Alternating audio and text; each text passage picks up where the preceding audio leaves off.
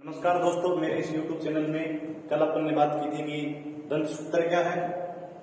Adult का dental formula अपन ने कल पढ़ा था 2-1-2-3 बटा में 2-1-2-3 गुणा में 2, और साथ में अपन ने बाल्यावस्था का डेंटल फॉर्मूला पढ़ा था। अब उससे बात करते हैं आगे की कि कार्यवत संरचना के आधार पर जो दो दांत होते हैं वो कितने प्रकार के होते हैं।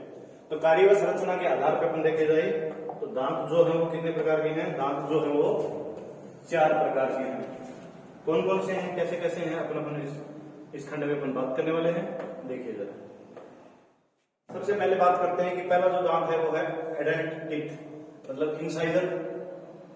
एडल्ट में इंसाइजर की संख्या कितनी होती है 8, और यही इंसाइजर की संख्या चाइल्ड में कितनी होती है 8, और इसका कार्य जो होता है वो क्या होता है काटना, मतलब भोजन को टुकड़े टुकड़े करना।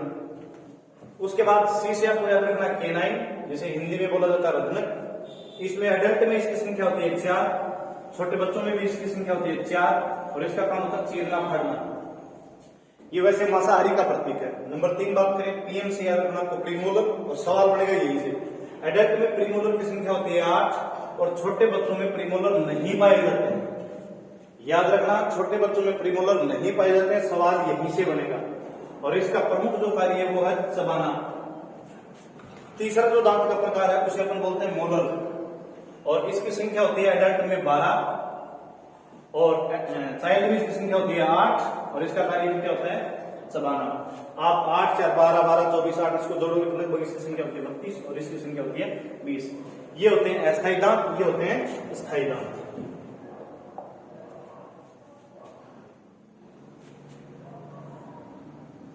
छोटे बच्चों में निम्न में से कौन से दांत नहीं होते, ऐसा सवाल पूछा जा सकता है, तो ध्यान रखना। छोटे बच्चों में कौन से दांत नहीं होते, तो छोटे बच्चों में कौन से दांत नहीं होते, तो छोटे बच्चों में प्रीमोलर दांत नहीं होते। या पूछे जाए तो छोटे बच्चों में प्रीमोलर की संख्या कितनी होती है, तो आपको बताना कि छोटे बच्चों में प्रीमोलर की संख्या 0 होती है। मानव में अक्कल दाढ़ कैसा टीथ है, याद रखना। मानव में अक्कल जो दाढ़ है वो कैसा टीथ है, विजडम टीथ है। मानव में अक्कल जो दाढ़ है वो कैसा टीथ है, अवशेषी टीथ है। हाथी दांत किस प्रकार के होते हैं, तो आपको बताना है ये इंसाइजर प्रकार के होते हैं। किस प्रकार के होते हैं, इंसाइजर प्रकार के होते हैं।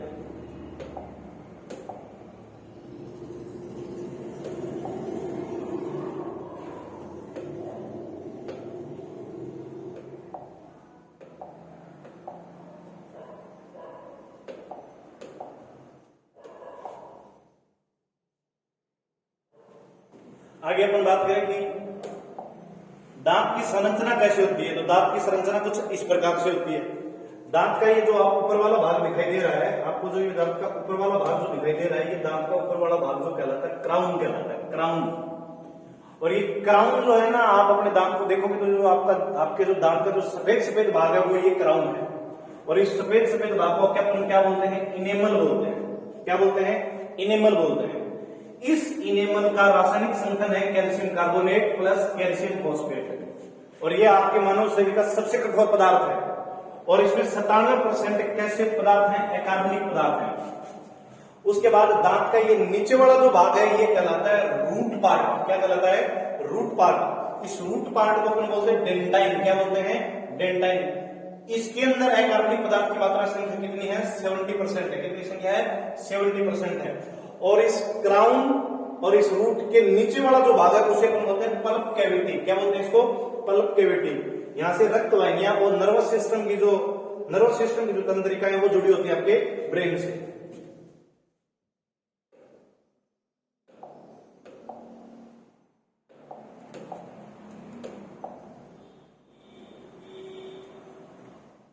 अभी मैंने बताया था कि आपके शरीर का जो सबसे कठोर पदार्थ है वो कौन है। तो आपके शरीर का सबसे जो कठोर पदार्थ है वो है इनेमल। इनेमल का निर्माण किस कोशिका से होता है, तो याद रखना एमाइलियोब्लास्ट सेल से होता है। तो दोबारा मैं फिर बता रहा हूं, इनेमल का निर्माण किस सेल से होता है, एमाइलियोब्लास्ट कोशिका से होता है। दूसरा, डेंटाइन का निर्माण किस सेल से होता है, तो आपको याद रखना है ओडेंटोब्लास्ट कोशिका से होता है। किस कोशिका से होता है, ओडेंटोब्लास्ट कोशिका से होता है। और दांत की जो पीएच वैल्यू है वो कितनी है, तो मैं लिख रहा हूं यहां 5.5 है। दांत का जो पीएच वैल्यू है वो कितना है, 5.5। आप इसको बोल सकते हो हल्का अम्लीय।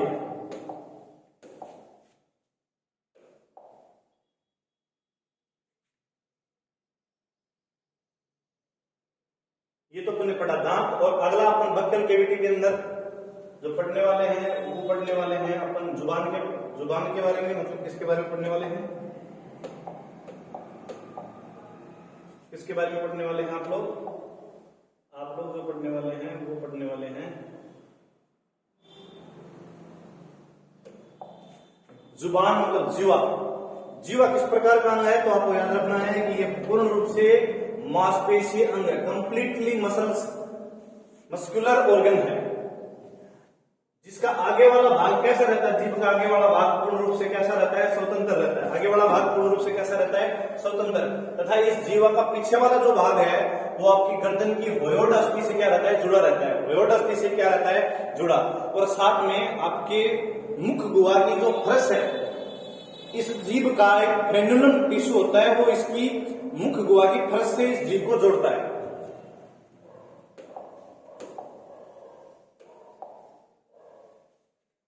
जीवा का फ्रेन्युलम नामक, अभी मैंने आपको बताया था कि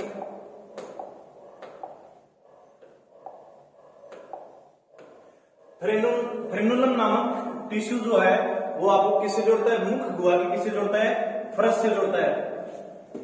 और जीवा की सतह पर क्या पाए जाते हैं, उभार पाए जाते हैं, जिसे इंग्लिश में बोला जाता है प्रोजेक्शन पाए जाते हैं। इसी प्रोजेक्शन को अपन बोलते हैं क्या, पेपिला। क्या बोलते हैं इनको, पेपिला। ये वही पेपिला है जो आपको स्वाद का क्या करवाते हैं, ज्ञान करवाते हैं कि स्वाद मीठा है कि तीखा है। और ये पेपिला जो है वो कितने प्रकार के होते हैं, तो आपको याद रखना है भैया, ये पेपिला जो है वो 4 प्रकार के हैं। अब बात करते हैं जीभ की। आपको ये जीभ दिखाई दे रही होगी, ये जीभ का आगे वाला भाग है जो स्वतंत्र रूप से फ्री है।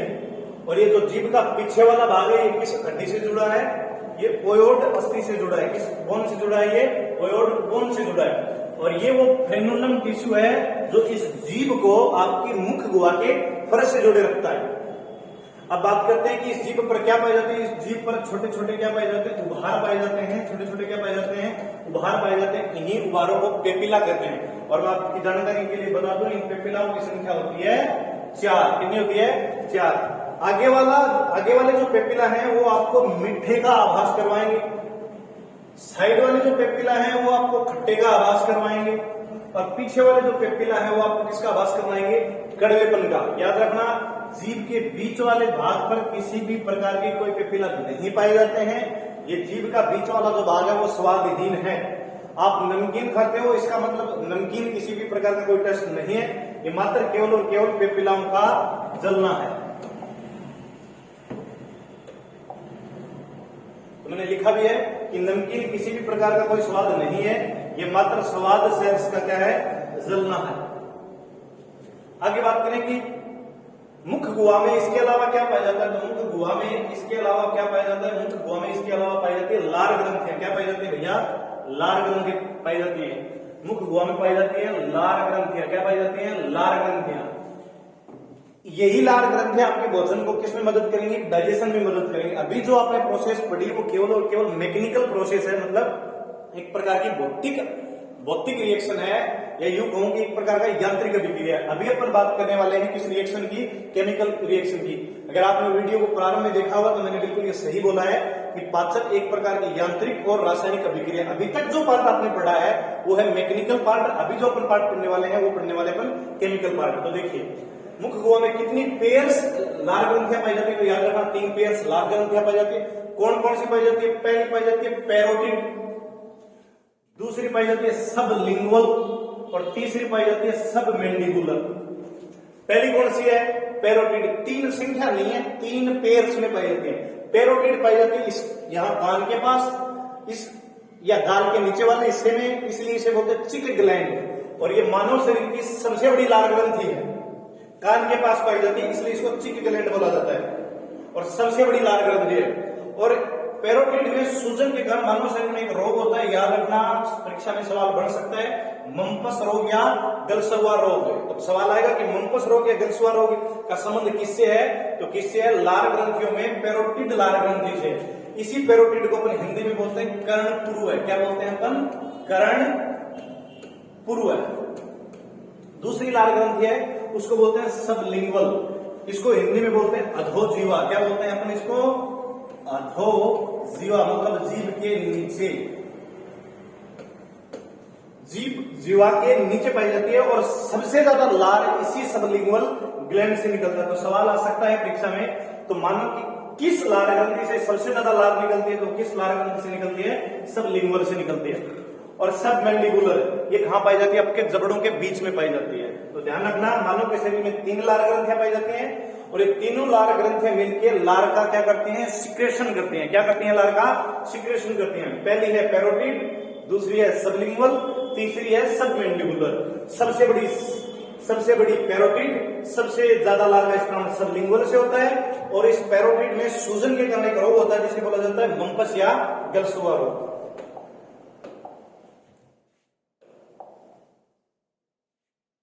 अब बात करते हैं आगे कि लार का रासायनिक संगठन कैसा है।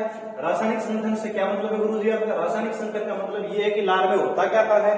तो मैं बता दूं, लार में 95% क्या पाया जाता है? जल पाया जाता है। लार में 95% क्या पाया जाता है? वाटर पाया जाता है। इसके अलावा आपके जो काम की चीज है वो ये है, 5% क्या पाए जाते हैं? एंजाइम्स पाए जाते हैं। और लार की जो पीएच है, याद रखना, लार की पीएच कितनी है? 6.8। इसका अर्थ ये कैसा है? ये भी हल्का अम्लीय है। दूसरा, इसमें कौन कौन से एंजाइम पाए जाते हैं सर जी? इसमें पहला एंजाइम पाया जाता है लाइसोजाइम। कौन सा एंजाइम पाया जाता है? लाइसोजाइम। और दूसरा एंजाइम पाया जाता है जिसका एक नाम है टाइलिन और दूसरा इसका नाम है सलाइयूरिक एमाइलेज। क्या नाम है? सलाइयूरिक एमाइलेज। तो भैया ये टाइलिन आपका क्या करता है? कि भोजन के साथ आए जीवाणुओं को क्या करता है? नष्ट करता है। कि भोजन के साथ आए जीवाणुओं की कोशिका भित्ति को गला देता है और उनको क्या कर देता है? नष्ट कर देता है, ताकि मानव शरीर के डाइजेशन में किसी भी प्रकार की क्या न हो, दिक्कत नहीं हो। इसके अलावा ये लाइसोजाइम कहां पाया जाता है? तो भैया याद रखना, कहां पाया जाता है? आंसू में पाया जाता है और साथ में किसमें पाया जाता है? पसीने में भी पाया जाता है। एक बात और याद रखना, लाइसोजाइम करता क्या है? भोजन के साथ आए हुए जीवाणुओं की कोशिका भित्ति को गलाने का कार्य करता है। और लाइसोजाइम इसके अलावा कहां पाया जाता है? आंसू और पसीने में पाया जाता है। एक और एंजाइम जिसका नाम है टाइलिन, जिसका नाम है सलाइयूरिक एमाइलेज।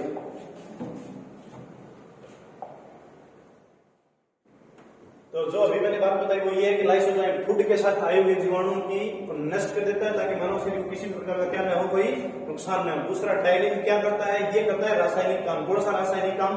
कार्बोहाइड्रेट के किस रूप को? स्टार्च को। किसको? स्टार्च को। सारे स्टार्च कहां मिलता है? गेहूं में मिलता है और चावल में मिलता है और आलू में मिलता है। उसके 30% का क्या कर देता है? डाइजेशन कर देता है और उसे बदल देता है किसमें? माल्टोज में। किसमें बदल देता है? माल्टोज में। लेकिन याद रखना, ये जो टाइलिन है वो लगभग नहीं, एकदम एग्जैक्ट 6.8 pH पे कार्य करेगा। अगर 6.8 pH नहीं होगी तो ये कभी भी स्टार्च को कभी भी किसमें नहीं बदल पाएगा? ये माल्टोज में नहीं बदल पाएगा। अभी आप देख पा रहे हो, स्टार्च एक अलग प्रकार का रासायनिक संगठन है, माल्टोज एक अलग प्रकार का रासायनिक संगठन है। डाइजेशन के अंदर यही तो होता है, पहले भौतिक परिवर्तन हो रहा है, अभी कौन सा परिवर्तन हो रहा है? रासायनिक परिवर्तन हो रहा है।